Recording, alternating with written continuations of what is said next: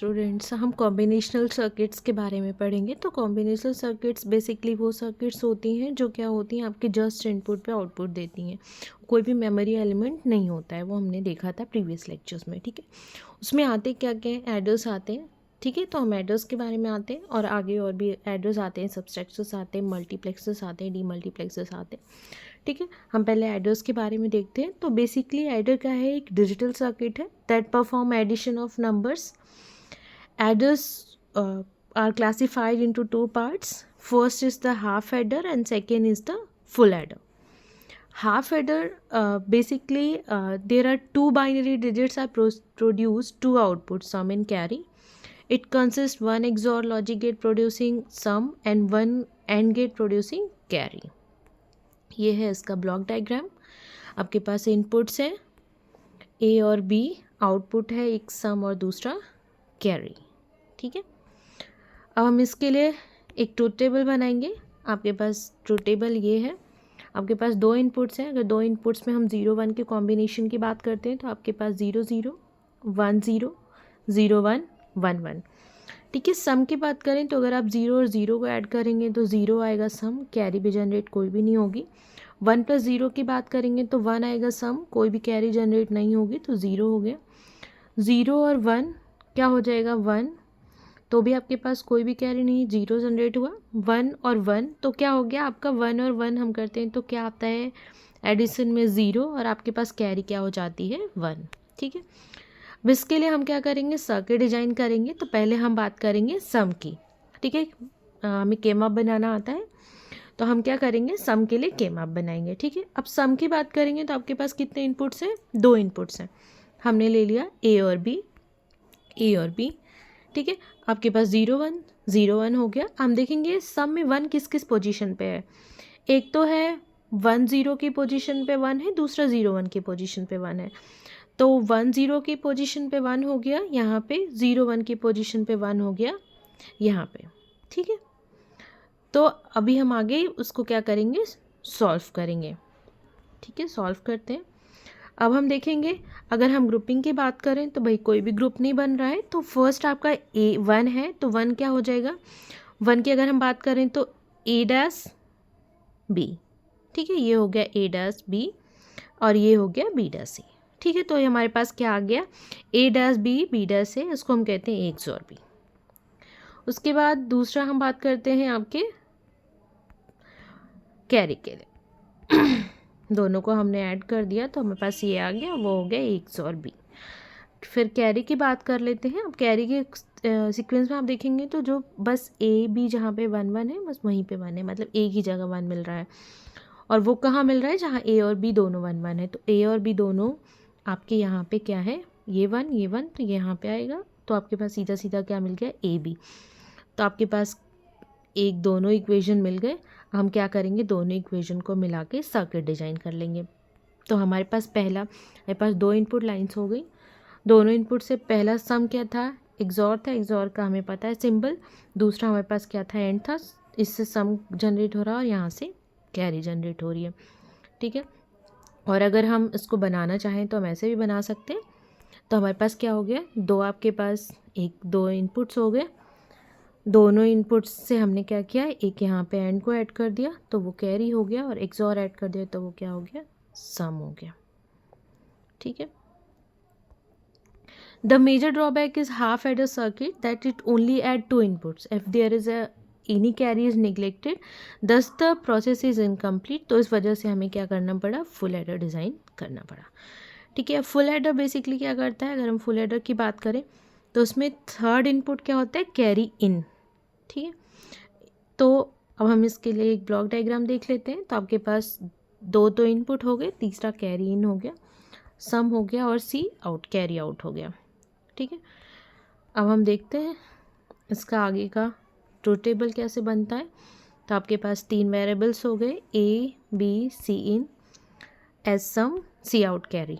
ठीक है, अभी इनिशियली क्या होता है, तीनों आपके पास क्या है, 0 0 है। तो आपके पास क्या हो जाएगा, 0, सम भी 0, कैरी भी 0। आपके पास 0 0 1 है तो आपके पास सम 1 हो जाएगा, बट आपके पास कैरी कोई भी जनरेट नहीं होगी। जब 0 1 0 है सम होगा, कैरी कोई भी जनरेट नहीं होगी। 0 1 1 है, जहाँ पे सिचुएशन आई आपका सम 0 1 हो जाए, 0 हो जाएगा, कैरी हो जाएगा 1। यहाँ पे 1 हो जाएगा सम, 0 हो जाएगी कैरी। यहाँ पे दोनों 2 1 मिल गए तो आपके पास 0 सम हो जाएगा, 1 कैरी हो जाएगा।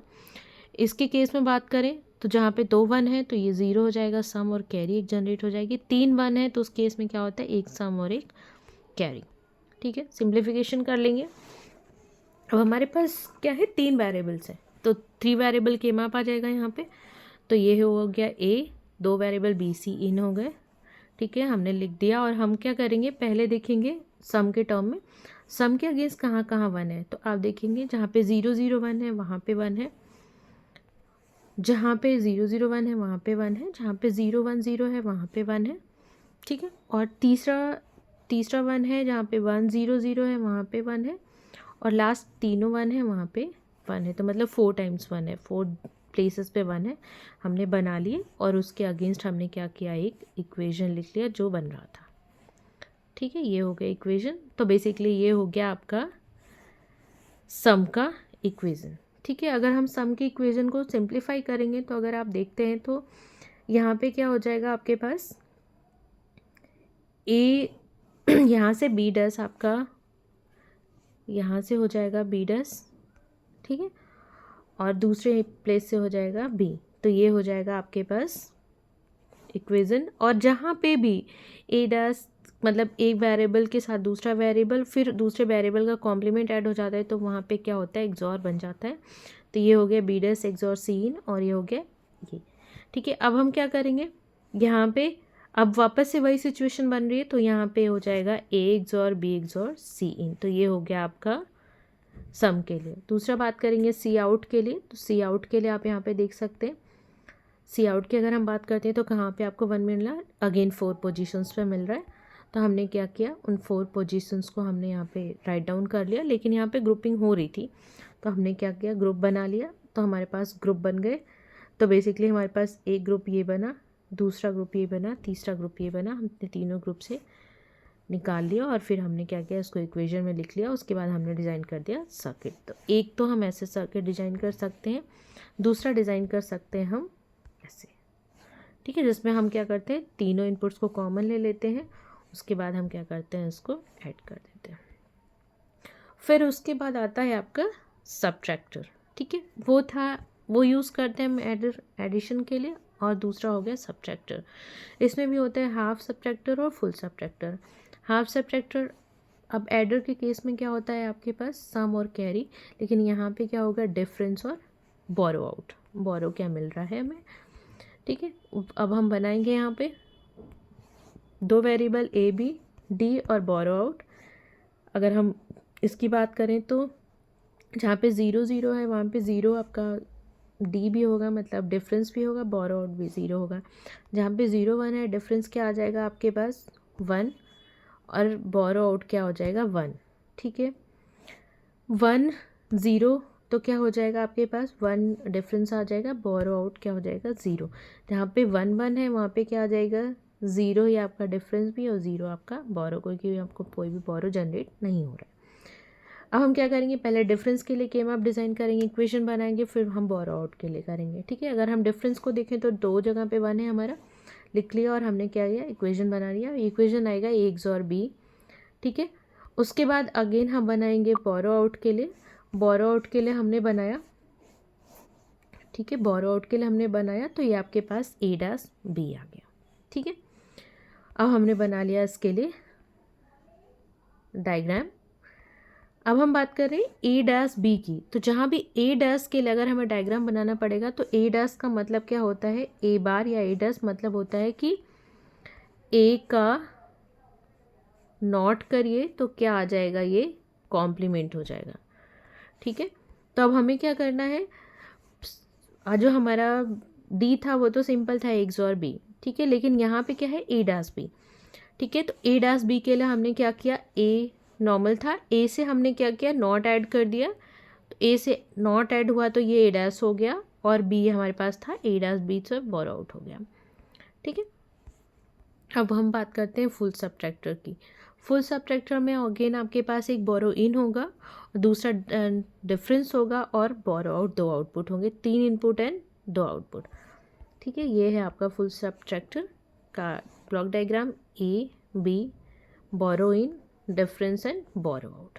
ठीक है, अब हम ट्रूथ टेबल देख लेते हैं इसका। ट्रूथ टेबल की बात करेंगे अगर हमारे पास, तो 3 इनपुट 0 0 तीनों हैं तो आपके पास 0 0 हो गया, 0 0 1 है तो 1 1 हो गया, 0 1 0 है तो 1 1 हो गया, 0 1 1 है तो 0 1 हो गया। ठीक है, ऐसे ही हमने क्या बना लिया, इस टेबल को बना लिया। ठीक है, हम सिंप्लीफिकेशन करेंगे पहले तो डिफरेंस के लिए। ठीक है, डिफरेंस में हम देखेंगे कहाँ कहाँ हमें 1 मिल रहा है, 1 2 3 4 प्लेसेस पे हमें 1 मिल रहा है।